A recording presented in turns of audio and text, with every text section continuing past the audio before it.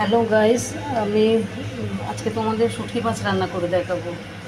Already কড়াতে আমি সময় বেশি লাগবে বলে কড়াতে আমি জিরে ফোড়ন দিয়ে আলু পেঁয়াজ ভেজে রেখেছি।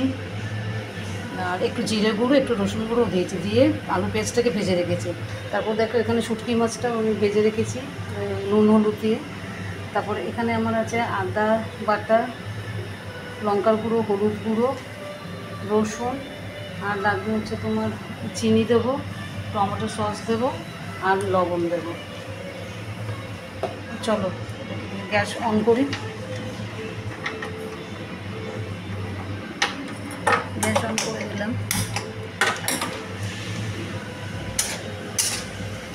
সময় বেশি লাগবে বলে আমি আলু পেঁয়াজটাকে ভেজে রেখেছি। শুটকি মাছ যারা ভালোবাসো তাদের নিশ্চয়ই রেসিপিটা ভালো লাগবে।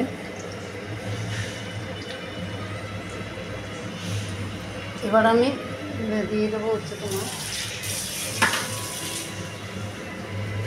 লঙ্কা, হলুদ, আদা, রসুন। এবার রসুনটা দেবো।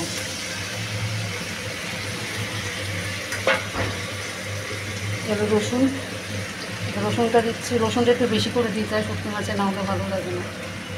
রসুন দিলাম, কষাবো।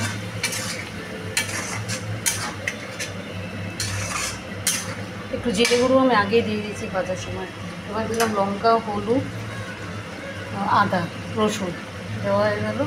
সময় বেশি লাগবে বলে আমি এগুলো সব রেডি করে দেখাচ্ছি তোমাদের।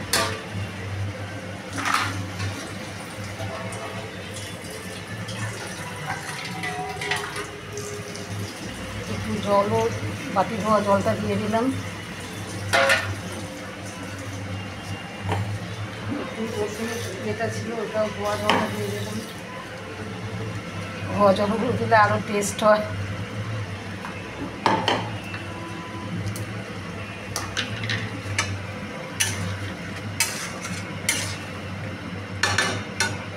তাহলে কী করেছি, জিরে ফোড়ন দিয়েছি, তারপর আলু পেঁয়াজটাকে ভেজে নিয়েছি।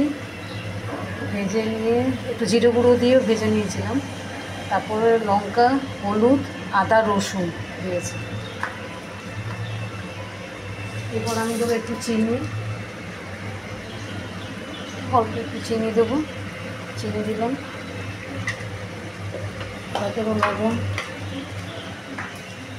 চল লবণটা নিয়ে আসি।